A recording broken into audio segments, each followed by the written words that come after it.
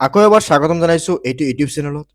আজিৰ এইটো ভিডিঅ'ত আলোচনা কৰা হৈছে ক্লাছ 10ৰ ছায়েন্সৰ চেপ্টাৰ নম্বৰ 5, যাৰ নাম হৈছে মৌলৰ পৰ্যাবৃত্ত শ্ৰেণী বিভাজন, যাক ইংৰাজীত কোৱা হয় পেৰিয়ডিক ক্লাছিফিকেশ্যন অফ এলিমেণ্টছ বা মৌলৰ পৰ্যাবৃত্ত শ্ৰেণী বিভাজন। ইয়াৰ আগতে আমি চেপ্টাৰ নম্বৰ 1, 2, 3, 4 গোটেইখিনি বস্তু আলোচনা কৰা হৈছে, চ' এইখিনি চাই ল'বা। আজিৰ এইটো ভিডিঅ'ত পাবা চেপ্টাৰ নম্বৰ 5ৰ গোটেই পাঠভিত্তিক আৰু অনুশীলনীৰ প্ৰশ্ন উত্তৰ। তো চোৱা, পাঠভিত্তিক প্ৰশ্ন উত্তৰ আমি পোনপ্ৰথমে চালে পেজ নম্বৰ 81ত কি আছে দেখা পাবা তুমি। তো ইয়াতে কি কৈছে, নিউলেন্সৰ অষ্টক সম্বলবোৰত ডবাৰেইনৰ ট্ৰায়াড আছিল নে, তুলনা কৰা আৰু বিচাৰি উলিওৱা। তো চোৱা, পেজ নম্বৰ 81ত যিটো কুৱেশ্যন দিয়া আছে, ইয়াতে কি কৈছে যে নিউলেন্সৰ অষ্টকৰ স্তম্ভবোৰত ডবাৰেইনৰ ট্ৰায়াড আছিল নে, তুলনা কৰা আৰু বিচাৰ কৰা। ইয়াতে কি লিখিবা যে হয় আছিল। নিউলেন্সৰ অষ্টক স্তৰবোৰত ডবেৰেইনৰ ট্ৰায়াড আছিল, অৰ্থাৎ নিউলেন্সৰ অষ্টক সূত্ৰ মানে ল অফ অক্টেভছ মৌলৰ অস্তিত্ব আছিল। মৌলবোৰ হ'ল লিথিয়াম, ছ'ডিয়াম আৰু পটাছিয়াম। ডবেৰেইনৰ শ্ৰেণী বিভাজনৰ সীমাবদ্ধতাবোৰ কি কি আছিল? যে ডবেৰেইনৰ শ্ৰেণী বিভাজনৰ সীমাবদ্ধতাবোৰ হ'ল বৰ্তি থকা সকলো মৌলসমূহৰ শ্ৰেণী বিভাজন হোৱা নাই। ডবাৰেইনাৰ অকল 3টা মৌলৰ দল মানে গ্ৰুপ গঠন কৰিছিল, সুতৰাং এই মৌলৰ শ্ৰেণী বিভাজনৰ সকলো ক্ষেত্ৰত প্ৰয়োগৰ সম্ভৱ হোৱা নাই। নিউলেন্সৰ অষ্টক সূত্ৰ সীমাবদ্ধতাবোৰ কি কি আছিল? যে নিউলেন্সৰ অষ্টক সূত্ৰ সীমাবদ্ধতা হ'ল কেলছিয়াম মৌলৰ Cl মানে কেলছিয়ামলৈকে সূত্ৰ প্ৰযোজ্য। নতুনকৈ আৱিষ্কাৰ হোৱা মৌলৰ ক্ষেত্ৰত এই সূত্ৰ প্ৰয়োগ নহয়। নিউলেন্সে মুঠ 21টাতকৈ বেছি মৌল আৰু তেওঁৰ সূত্ৰ অনুযায়ী শ্ৰেণীবদ্ধহে কৰিব পৰা নাই, মানে 21টা মৌলহে শ্ৰেণী বিভাজন কৰিব পাৰিছিল। এতিয়া চোৱা, নেক্সট কি আছে পাঠভিত্তিক প্ৰশ্ন। এইটো নেক্সট পাঠভিত্তিক প্ৰশ্ন যদি তোমালোকে চোৱা, তোমাৰ কিতাপত দিয়া আছে, তুমি চাব পাৰা পেজ নম্বৰ 85ত। তো চোৱা, ইয়াতে কি কৈছে, মেণ্ডেলিভৰ পৰ্যাবৃত্ত তালিকাখন ব্যৱহাৰ কৰি তলত দিয়া মৌলকেইটাৰ অক্সাইডৰ সংকেত নিৰ্ণয় কৰা। কি কি আছে? পটাছিয়াম, ইয়াতে কি আছে কাৰ্বন, এলুমিনিয়াম, সিলিকন, বেৰিলিয়াম। তো ইয়াতে মৌলৰ শ্ৰেণী সংখ্যা কি আছে? পটাছিয়ামৰ আছে 1, সংকেত কি আছে K2O, কাৰ্বন আছে 4, CO2, এলুমিনিয়ামৰ 3, Al2O3, সিলিকনৰ 4, SiO2, বেৰিলিয়ামৰ 2, BaO। এতিয়া চোৱা, নেক্সট 2 নম্বৰ প্ৰশ্নত কি কৈছিল যে গেলিয়ামৰ উপৰিও আন কোনকেইটা মৌলৰ বাবে মৌলকেইটাৰ আৱিষ্কৃত হোৱাৰ পূৰ্বে মেণ্ডেলিভে তেওঁৰ তালিকাখনৰ ঠাইত ৰাখি থৈছিল, লিখা। যে গেলিয়াম জাৰ্মেনিয়াম আৰু স্কেন্ডিয়াম আৱিষ্কৃত হোৱাৰ পূৰ্বে মেণ্ডেলিভে তেওঁৰ তালিকাত ঠাই ৰাখি থৈ গৈছিল। মেণ্ডেলিভে তেওঁৰ পৰ্যাবৃত্ত তালিকাখনৰ জৰিয়তে মানি চলা নীতিবোৰৰ কি কি আছিল? 1 নম্বৰত কি লিখিবা যে মৌলবোৰৰ ভৌতিক আৰু ৰাসায়নিক ধৰ্ম মৌলবোৰৰ পাৰমাণৱিক ভৰ অনুযায়ী পৰ্যায়ক্ৰমে পৰিৱৰ্তন হয়। প্ৰত্যেক শ্ৰেণীৰ সাধাৰণ ধৰ্মবোৰ একেই। অক্সাইডৰ আৰু হাইড্ৰেটৰ সংকেত এটা মৌলৰ দ্বাৰা গঠিত হয়। 4 নম্বৰত কি আছে, সম্ভ্ৰান্ত গেছবোৰক এটা সুকীয়া বৰ্গত কিয় স্থান দিয়া হৈছিল, লিখা। যে পৰ্যাবৃত্ত তালিকাৰ 18 নং বৰ্গৰ মৌলবোৰক সম্ভ্ৰান্ত গেছ মৌল বোলা হয়। ইহঁতৰ বহিঃখোলত 8টাকৈ ইলেক্ট্ৰন থাকে, অৱশ্য হিলিয়াম একমাত্ৰ খোলত 2টাহে ইলেক্ট্ৰন থাকে। এই মৌলবোৰৰ ৰাসায়নিকভাৱে নিষ্ক্ৰিয়, ইহঁতৰ যোজ্যতা 0 আৰু আয়নীকৰণ শক্তিৰ উচ্চ আৰু ইলেক্ট্ৰনিক আসক্তি 0। এই সম্ভ্ৰান্ত গেছবোৰ বাকী গেছবোৰৰ ধৰ্মৰ লগত নিমিলে, সেইবাবে এই গেছবোৰক বেলেগ বেলেগ এটা শ্ৰেণীত অন্তৰ্ভুক্ত কৰা হয়। এতিয়া নেক্সট চোৱা, পাঠভিত্তিক প্ৰশ্ন উত্তৰ। যে আধুনিক পৰ্যাবৃত্ত তালিকাত মেণ্ডেলিভৰ পৰ্যাবৃত্ত তালিকাত থকা আসোঁৱাহবোৰ কিদৰে দূৰ কৰিছিল, লিখিব লাগে। যে আধুনিক পৰ্যাবৃত্ত তালিকা মেণ্ডেলিভৰ পৰ্যাবৃত্ত তালিকাৰ আসোঁৱাহবোৰ দূৰ কৰিছিল, যে আধুনিক পৰ্যাবৃত্ত তালিকাৰ পাৰমাণৱিক সংখ্যাৰ ওপৰত ভিত্তি কৰি গঠন কৰা হৈছিল। এই আধুনিক পৰ্যাবৃত্ত তালিকাৰ সমস্থানিক সমস্যা দূৰ কৰে, কাৰণ সমস্থানিক একেই পাৰমাণৱিক সংখ্যা থাকে। যেনে আৰ্গন, পটাছিয়াম, কবাল্ট, নিকেল মৌলসমূহৰ ভুল অনুক্ৰম দূৰ কৰে। মেগনেছিয়ামৰ দৰে ৰাসায়নিক বিক্ৰিয়া দেখুওৱা বুলি ভবা 2টা মৌলৰ নাম লিখা। তোমাৰ এই বাছনিৰ ভিত্তি কি? কেলছিয়াম আৰু বেৰিয়াম। যে মেগনেছিয়ামক যি শ্ৰেণীত অন্তৰ্ভুক্ত কৰা হৈছিল, সেই শ্ৰেণীত কেলছিয়াম আৰু বেৰিয়ামক ৰখা হৈছে। বেৰিয়াম আৰু কেলছিয়ামৰ যোজক ইলেক্ট্ৰনৰ সংখ্যা একেই সিহঁতৰ মেগনেছিয়ামৰ ধৰ্মসমূহ দেখুৱায়। এতিয়া নেক্সট কি আছে, নাম লিখা। তো চোৱা যে বহিৰতম কক্ষত এটাকৈ ইলেক্ট্ৰন থকা তিনিটা মৌল। ইয়াতে কি আছে, লিথিয়াম, ছডিয়াম, ছডিয়ামত কিমান আছে 281, তাৰপিছত কি আছে পটাছিয়াম 2881, মানে বহিৰতম কক্ষত এটাকে মৌল লিখিব দিয়া হৈছে ইয়াতে। তাৰপিছত চোৱা নাম্বাৰ 2ত কি কৈছে, নাম্বাৰ 2ত বিত কি কৈছে, বিত যে বহিৰতম কক্ষত দুটাকৈ ইলেক্ট্ৰন থকা মৌলৰ নাম লিখা। কি লিখিবা, বেৰিয়াম আৰু মেগনেছিয়াম। পৰিপূৰ্ণ বহিৰতম কক্ষ থকা তিনিটা মৌল, মানে হয় 2 থাকিব নহ'লে 8 থাকিব। তো কি আছে, হিলিয়াম, নিয়ন, আৰ্গন। এতিয়া 4 নম্বৰ প্ৰশ্ন কি কৈছে, লিথিয়াম, ছডিয়াম, পটাছিয়াম এই আটাইকেইটা ধাতু ইহঁতে পানীৰ সৈতে বিক্ৰিয়া কৰি হাইড্ৰজেন গেছ মুক্ত কৰে। এই মৌলকেইটাৰ পৰমাণুত কিবা সাদৃশ আছেনে? যে প্ৰদত্ত তিনিটা ধাতুই অতি সক্ৰিয় আৰু সিহঁতৰ প্ৰত্যেকৰে যোজক ইলেক্ট্ৰনৰ সংখ্যা, তিনিটাই ধাতু ইলেক্ট্ৰন ত্যাগ কৰি ধনাত্মক আয়ন পৰিৱৰ্তিত হয়। মানে কি কৰে সিহঁতে, যে ইলেক্ট্ৰন এৰি দি কেনে ধনাত্মক আয়নত পৰিৱৰ্তন হয়, মানে সুস্থিৰ হয়। তাৰপিছত কি আছে, বি নম্বৰত হিলিয়াম এটা নিষ্ক্ৰিয় আৰু নিয়ন এটা প্ৰায় নিষ্ক্ৰিয় গেছ। ইহঁতৰ পৰমাণুবোৰৰ মাজত কি মিল থকা দেখা যায়, যে হিলিয়াম আৰু নিয়নৰ সিহঁতৰ বহিঃখোলটোত সম্পূৰ্ণভাৱে পূৰ্ণ কৰে। দুয়োটা কি কৰে, বহিঃখোলটো সম্পূৰ্ণভাৱে পূৰ্ণ কৰে। আধুনিক পৰ্যাবৃত্ত তালিকাত থকা প্ৰথম 10টা মৌলৰ ভিতৰত কোনটো ধাতু, যে লিথিয়াম আৰু বেৰিলিয়াম হ'ল ধাতু। তাৰপিছত কি আছে, যে পৰ্যাবৃত্ত তালিকাত স্থান বিবেচনা কৰি তলৰ মৌলকেইটাৰ কোনকেইটা আটাইতকৈ বেছি ধাতৱধৰ্মী বুলি হ'ব বুলি অনুমান কৰিবা। গেলিয়াম, গেলিলিয়াম, আৰ্ছেনিক, তাৰপিছত কি আছে Ag, Bl এই ধৰ্মকেইটা প্ৰদান কৰে। তো চোৱা প্ৰদত্ত মৌলৰ ভিতৰত Be যিটো আছে ধাতৱীয় পৰ্যাবৃত্ত তালিকাত একেবাৰে বাওঁফালে অৱস্থিত। ঠিক আছে, এতিয়া চোৱা এটা কাম কৰিবা, এতিয়া তোমালোকৰ পেজ নাম্বাৰ যদি তোমালোকে চাব বিচৰা 86 আছে পেজ নাম্বাৰ, এই পেজ নাম্বাৰ 86ত তোমালোকে তাতে মৌলৰ পৰ্যাবৃত্ত তালিকাটো দেখা পাবা।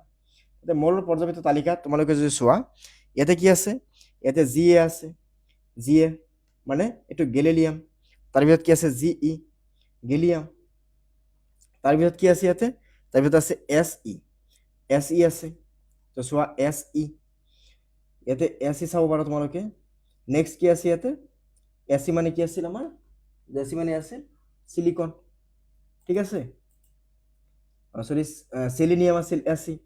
তাৰপিছত কি আছে, তাৰপিছত ইয়াতে আছে আমাৰ Bel। তো চোৱা Bel মানে কি আছিল, যে Bel মানে এটা তোমালোকৰ কিতাপৰ পেজ নাম্বাৰ দিয়া আছে, এইটো 86ত পৰ্যাবৃত্ত যিটো তালিকা আছে তালিকাখনত চাব পাৰা, গোটেইখিনি বস্তু দিয়া আছে তালিকাখনত, তালিকাখনৰ পৰা এইটো বস্তু চাই ল'বা। ঠিক আছে, এতিয়া চোৱা নেক্সট আমি চাম প্ৰশ্নটো কি দি আছে, যে পাঠ ভিত্তিক কেইটামান আমাৰ অনুশীলনী প্ৰশ্ন আছে। এই প্ৰশ্ন গোটেইখিনি তোমালোকে চাব পাৰা, এটা এটাকে ইয়াতে গোটেইখিনি বস্তু আলোচনা কৰা হৈছে। চ' তাৰ লগতে ইয়াতে কেইটামান অতিৰিক্ত প্ৰশ্ন আলোচনা কৰা হ'ব, যিখিনি প্ৰশ্ন তোমালোকৰ আগন্তুক পৰীক্ষাৰ বাবে বহুতেই ইম্পৰ্টেণ্ট হ'ব। আগন্তুক HSLC যিটো এক্সাম আছে তাৰ বাবে বহুতেই ইম্পৰ্টেণ্ট কুৱেশ্যন ইয়াতে লৈ অহা হৈছে। চ' গোটেইখিনি বস্তু শেষলৈকে নিশ্চয় চাবা, আৰু তাৰ লগতে চেনেলটো ছাবস্ক্ৰাইব কৰি দিবা, লগতে বেল আইকনটো দবাই দিবা। ঠিক আছে, আৰু লগতে কমেণ্ট কৰি জনাব নাপাহৰিবা যদি কিবা সমস্যা হৈছে বা কিবা হয়তো বুজাত অসুবিধা হৈছে, তো নিশ্চয় কমেণ্ট কৰি জনাবা। ঠিক আছে, এতিয়া চোৱা আমি নেক্সট চাম, এতিয়া নেক্সট আমাক কি দি আছে, পৰ্যাবৃত্ত তালিকাত এতিয়া কি কোৱা হৈছে, যে পৰ্যাবৃত্ত তালিকাত পৰ্যায়বোৰৰ বাওঁফালৰ পৰা সোঁফাললৈ যাওঁতে ঘটা পৰিৱৰ্তনৰ প্ৰাকৃতিৰ ওপৰত আগবঢ়োৱা তলৰ উক্তিসমূহৰ কোনটো শুদ্ধ নহয় লিখা। যে মৌলবোৰ কম ধাতৱীয় হৈ পৰে, কোনফালৰ পৰা, বাওঁফালৰ পৰা সোঁফাললৈ। দ্বিতীয়তে কৈছে যোজক ইলেক্ট্ৰনৰ সংখ্যা বাঢ়ে। তৃতীয়তে কোৱা হৈছে পৰমাণু সিহঁতৰ যোজক ইলেক্ট্ৰনৰ অধিক সহজতে হেৰুৱায়। অক্সাইডবোৰ বেছি আম্লিক হৈ পৰে। ঠিক আছে, তেতিয়াহ'লে চোৱা ইয়াৰে শুদ্ধ উত্তৰ কোনটো হ'ব, ইয়াৰে শুদ্ধ উত্তৰ হ'ব পৰমাণু সিহঁতৰ যোজক ইলেক্ট্ৰনটো অধিক সহজে হেৰুৱায়। ঠিক আছে, এইটো শুদ্ধ নহয়, বাকী গোটেইকেইটা শুদ্ধ। যে ধাতৱ ধৰ্মবোৰ কি হয়, মৌলবোৰ কম ধাতৱ ধৰ্ম হৈ পৰে, যোজক ইলেক্ট্ৰনৰ সংখ্যা বাঢ়ে, যে অক্সাইডবোৰ বেছি আম্লিক হৈ যায়। অ'কে, এতিয়া নেক্সট চাম কুৱেশ্যন নাম্বাৰ, নেক্সট ইয়াতে কি আছে, কুৱেশ্যন নাম্বাৰ 2 আছে। 2ত কি কৈছে চোৱা, যে এতিয়া কুৱেশ্যন নাম্বাৰ 2 যদি চাওঁ, যে মৌল এক্সে XCI সংকেতেৰে ক্লৰাইড গঠন কৰে। ই উচ্চ গলনাংকযুক্ত এটা গোটা পদাৰ্থ মৌল এক্স তলৰ কোনটোৰ সৈতে একে বৰ্গতে থকাৰ সম্ভাৱনা সবাতকৈ বেছি? এইটো ইয়াতে কি লিখিবা যে ছডিয়াম, মেগনেছিয়াম, এলুমিনিয়াম, সিলিকন। তো ইয়াৰ শুদ্ধ উত্তৰ কোনটো হ'ব? মেগনেছিয়ামৰ সৈতে একেটা বৰ্গত থকাৰ সম্ভাৱনা আটাইতকৈ বেছি। ঠিক আছে, হৈ গ'ল। এতিয়া চোৱা নেক্সট আছে কুৱেশ্যন নম্বৰ 3। 3ত কি কৈছে? কোনটো মৌল আছে ইলেক্ট্ৰনপূৰ্ণ দুটা কক্ষ? যে নিয়নৰ ইলেক্ট্ৰনপূৰ্ণ দুটা কক্ষ আছে আৰু ইলেক্ট্ৰন পূৰ্ণ আছে, মানে লাষ্টত 8 নাইবা 2 থাকিব লাগিব। 8 to 8 ইলেক্ট্ৰনে বিন্যাস কাৰ? মেগনেছিয়ামৰ কিমান আছিল? 12। যোজক কক্ষত 4টা ইলেক্ট্ৰনৰ সৈতে মুঠ 3টা কক্ষ, মানে সিলিকন 284। যোজক কক্ষত 3টা ইলেক্ট্ৰনৰ সৈতে মুঠ 2টা কক্ষ, এটো কি আছে? বৰন 2 আৰু 3। দ্বিতীয় কক্ষত প্ৰথম কক্ষৰ দুগুণ ইলেক্ট্ৰন, মানে প্ৰথমটো যদি 2 হয় দ্বিতীয়টো 4 হ'ব লাগিব। কাৰ্বনৰ আছিল 2 আৰু 4। 4 নম্বৰ কুৱেশ্যনত কি কৈছে? পৰ্যাবৃত্ত তালিকাত বৰ্ণৰ সৈতে একেটা স্তম্ভতে থকা মৌলবোৰ কি কি সাধাৰণ ধৰ্ম আছে? যে মৌলবোৰৰ যোজক ইলেক্ট্ৰন একেই, অৰ্থাৎ যোজ্যতা 3, আৰু সিহঁতৰ পৰ্যাবৃত্ত তালিকাৰ একেই স্তম্ভত থাকে। দ্বিতীয় কুৱেশ্যনত কি আছে? পৰ্যাবৃত্ত তালিকাত ফ্ল'ৰিনৰ সৈতে একেটা স্তম্ভতে থকা মৌলবোৰৰ কি কি সাধাৰণ ধৰ্ম আছে? যে পৰ্যাবৃত্ত তালিকাৰ সপ্তম শ্ৰেণীত বি উপশ্ৰেণীত ফ্ল'ৰিন, ক্লৰিন, ব্ৰমিন আৰু আয়ডিন এই 4টা মৌলৰ স্থান পাইছে। এইবোৰৰ ভৌত আৰু ৰাসায়নিক ধৰ্মৰ বহুতখিনি সাদৃশ্য আছে। সাগৰৰ পানীত ফ্ল'ৰিন, ক্লৰিন, ব্ৰমিন আৰু আয়ডিনৰ লৱণ পোৱা যায়। যেনে হেল'জেন শব্দৰ অৰ্থটো যাৰ পৰা হ'ল সাগৰৰ লৱণ উৎপন্ন হয়, সেইকাৰণে এই 4টা মৌলক হেল'জেন বোলা হয়। ইয়াৰ ওপৰত উৎপন্ন হোৱা দ্বিযৌগিক পদাৰ্থবোৰক হেলাইট বোলা হয়। 5 নম্বৰ কুৱেশ্যনত কি কৈছে? এটা পৰমাণু ইলেক্ট্ৰনৰ বিন্যাস যদি 2 4 7 হয়, তেন্তে এই মৌলটোৰ পাৰমাণৱিক সংখ্যা কি? মৌলটোৰ পাৰমাণৱিক সংখ্যা হ'ব 17, কাৰণ 2 + 8 10, 10 + 7 17। বি নম্বৰত কি হৈছে? তলৰ মৌলবোৰৰ কোনটোৰ সৈতে ইয়াৰ ৰাসায়নিক সাদৃশ্য থাকিব বান্ধনিৰ ভিতৰত পাৰমাণৱিক সংখ্যা দিয়া আছে? N7, F9, P15, AR18। তো F19 মৌলৰ লগত ৰাসায়নিকভাৱে প্ৰদত্ত মৌলৰ সাদৃশ্য থাকিব। অ'কে, F9ৰ লগত সাদৃশ্য থাকিব। এতিয়া চোৱা নেক্সট কি আছে? F9ক তুমি ভাঙিলে কেনেকৈ ভাঙিবা? প্ৰথমে কি আহিব? 2, তাৰপিছত কি আহিব? 7। তেতিয়াহ'লে এইটো কি হৈছে? N7 বুলি কৈছে, তেতিয়াহ'লে এইটোৱে আহিব, হয় নে নাই? এতিয়া নেক্সট আছে কি? পৰ্যাবৃত্ত তালিকাত থকা মৌল এ বি চিৰ স্থানসমূহ দেখুওৱা। যে ইয়াতে কি কৈছে? ইয়াতে এটা খালী ঠাই দিয়া আছে, তো আমি গোটেইখিনি বস্তু আমি পূৰ কৰিব লাগে। তো পোনপ্ৰথমে চোৱা, ইয়াতে কি আছে? এ ধাতু নে অধাতু? এই মৌলটো হ'ল অধাতু, ঠিক আছে, কিয়নো এইটো কি আছে? বৰ্গ কিমান আছে? 17ত আছে। চি মৌলটো এতকৈ বেছি সক্ৰিয় নে কম সক্ৰিয়? যে চি এতকৈ কম সক্ৰিয়, চিটো এতকৈ কম সক্ৰিয়, কাৰণ ইয়াতে কি আছে?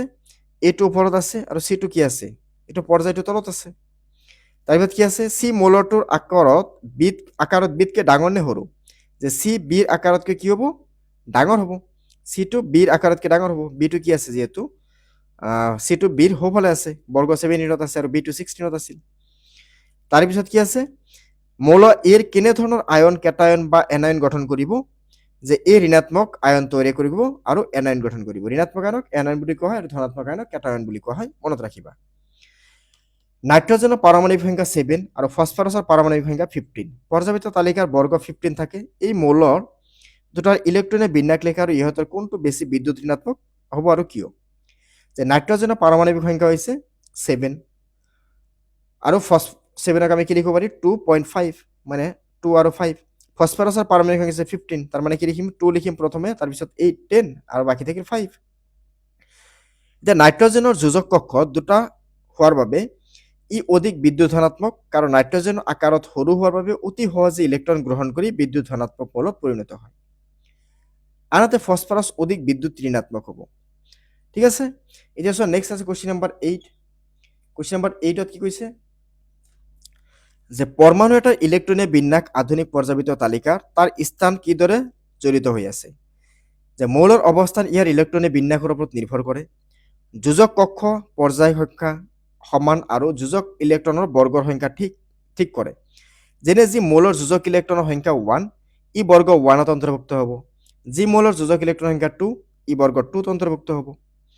এতিয়া চোৱা 9 নম্বৰ কুৱেশ্যনত কি কৈছে? আধুনিক পৰ্যাবৃত্ত তালিকাত কেলছিয়াম পাৰমাণৱিক সংখ্যা 20, 12, 19, 21, 38 পাৰমাণৱিক সংখ্যা বিশিষ্ট মৌলকেইটাৰ দ্বাৰা পৰিবেষ্টিত আছে। এইকেইটা কাৰ কাৰ ভৌতিক আৰু ৰাসায়নিক ধৰ্ম কেলছিয়ামৰ সৈতে মিলে? তো চোৱা, কেলছিয়ামৰ পাৰমাণৱিক সংখ্যা হৈছে 20, ইয়াৰ ইলেক্ট্ৰনীয় বিন্যাস কি হ'ব? প্ৰথমে 2 লিখিলা, তাৰপিছত 8, 10 আকৌ 8 লিখি দিয়া, 18 হৈ গ'ল, বাকী থাকিল 2। তেতিয়াহ'লে পাৰমাণৱিক সংখ্যা 12 বিশিষ্ট মৌলৰ ইলেক্ট্ৰন বিন্যাস হ'ব কিমান? 2 × 8 × 2। আৰু পাৰমাণৱিক সংখ্যা 38ৰ কিমান আহিব? যে 2 × 8 তাৰপিছত আহিব 18। মনত ৰাখিবা, যদি এইটো 20তকৈ ডাঙৰ হৈ যায় বা 30 40 তেনেকুৱা হৈছে, তেতিয়াহ'লে এবাৰ 18 লিখিব লাগে, তাৰপিছত আকৌ 8 আকৌ 2, মানে 2 মানে লাষ্টৰ 2টো যিমান বাকী আছিল সেইটো লিখা হৈছে। তো এই মৌলবোৰৰ ৰাসায়নিক ধৰ্ম কেলছিয়ামৰ ৰাসায়নিক ধৰ্মৰ লগত একেই হ'ব, কাৰণ মৌলবোৰৰ যোজক ইলেক্ট্ৰনৰ সংখ্যা 2, মানে বঢ়িয়াতম কক্ষত কিমানটা ইলেক্ট্ৰন আছে? 2টা। ইয়াৰো আছিল 2টা, ইয়াৰো আছিল 2টা। সেয়ে প্ৰতিটোৰ কি হ'ব? যে প্ৰতিটো ৰাসায়নিক ধৰ্ম একেই হ'ব। নাম্বাৰ 10ত কি আছে? মেণ্ডেলিভৰ পৰ্যাবৃত্ত তালিকা আৰু আধুনিক পৰ্যাবৃত্ত তালিকাৰ মৌলৰ শ্ৰেণী বিভাজনৰ লগত তুলনা কৰা। যে মেণ্ডেলিভৰ পৰ্যাবৃত্ত তালিকা, আধুনিক পৰ্যাবৃত্ত তালিকা। মেণ্ডেলিভৰ পৰ্যাবৃত্ত তালিকাত যে 8টা বৰ্গ আৰু 6টা পৰ্যায় আছিল, কিন্তু আধুনিক পৰ্যাবৃত্ত তালিকাত 18টা বৰ্গ আৰু 7টা পৰ্যায় আছে। মেণ্ডেলিভৰ পৰ্যাবৃত্ত তালিকাত সংক্ৰমণশীল মৌলবোৰ পৃথক কৰা নাই, কিন্তু আধুনিক পৰ্যাবৃত্ত তালিকাত সংক্ৰমণশীল মৌলবোৰক পৃথক কৰা হৈছে। ইয়াত সম্ভ্ৰান্ত গেছ নাই, ইয়াত সম্ভ্ৰান্ত গেছবোৰ প্ৰথম বৰ্গত ৰখা হৈছে। ইয়াত লেণ্টেনাইট আৰু এক্টিনাইট তালিকাত নাই, ইয়াত লেণ্টেনাইট আৰু এক্টিনাইট তালিকাত আছে। তলত তোমালোকে দেখা পাবা, পৰ্যাবৃত্ত তালিকাৰ তলত লিখা আছে লেণ্টেনাইট এণ্ড এক্টিনাইট। বৰ্গৰ সংখ্যা মানে গ্ৰুপ নাম্বাৰ আৰু পৰ্যায়ৰ সংখ্যা মানে পিৰিয়ডিক নাম্বাৰ আগৰ পৰাই কোৱা নাযায়। ইয়াৰ বৰ্গ সংখ্যা আৰু পৰ্যায়ৰ সংখ্যা ইলেক্ট্ৰনিক বিন্যাসৰ পৰা কোৱা যায়। মৌলবোৰৰ ধৰ্ম মৌলবোৰৰ পাৰমাণৱিক ভৰ অনুযায়ী পৰ্যায়ক্ৰমে পৰিৱৰ্তন হয়। মৌলবোৰৰ ধৰ্ম সিহঁতৰ পাৰমাণৱিক সংখ্যা অনুযায়ী পৰ্যায়ক্ৰমে পৰিৱৰ্তন হয়। ঠিক আছে, এতিয়া চোৱা, নেক্সট আছে কি পাঠ ভিত্তিক কেইটামান অতিৰিক্ত প্ৰশ্ন। আধুনিক পৰ্যাবৃত্তৰ সূত্ৰটো লিখা। যে মৌলসমূহৰ ভৌতিক আৰু ৰাসায়নিক ধৰ্ম সিহঁতৰ পৰমাণুৰ ক্ৰমাংকৰ ঊৰ্ধ্বক্ৰম অনুযায়ী পৰ্যায়ক্ৰমে সলনি হয়, ইয়াক আধুনিক পৰ্যাবৃত্ত সূত্ৰ বোলে। পৰ্যাবৃত্ত তালিকাৰ বৰ্গ আৰু পৰ্যায় কাক কয়? তালিকাখনত কিমানটা বৰ্গ আৰু পৰ্যায় আছে? সম্ভ্ৰান্ত গেছ কোনটো বৰ্গৰ মৌল? যে কি লিখিবা? যে বৰ্গ পৰ্যাবৃত্ত তালিকাৰ থিয় স্তম্ভবোৰক বৰ্গ বোলা হয়, আৰু পৰ্যাবৃত্ত তালিকাৰ সমান্তৰাল শাৰীবিলাক পৰ্যাবৃত্ত বোলা হয়, বা অনুভূমিক কেইটাক কি কৰা হয়? পৰ্যায় বুলি কোৱা হয়। পৰ্যাবৃত্ত তালিকাত 18টা বৰ্গ আৰু 7টা পৰ্যায় আছে। সম্ভ্ৰান্ত গেছবোৰ 18 নং বৰ্গৰ মৌল। চমু টোকা লিখা। যে নেক্সট কি আছে? সাধাৰণ মৌল। পৰ্যাবৃত্ত তালিকাৰ 1 2 13 14 15 16 আৰু 17 বৰ্গৰ মৌলক সাধাৰণ মৌল বুলি কোৱা হয়।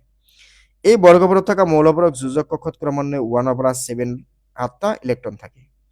ইহঁতৰ ভিতৰত কক্ষবোৰৰ ইলেক্ট্ৰন পূৰ্বে পূৰ্ণ থাকে। সাধাৰণ মৌলৰ ৰাসায়নিক ধৰ্ম মৌলৰ বহিঃখোলৰ বা যোজ্যতা খোলৰ ইলেক্ট্ৰনৰ সংখ্যাৰ ওপৰত নিৰ্ভৰ কৰে।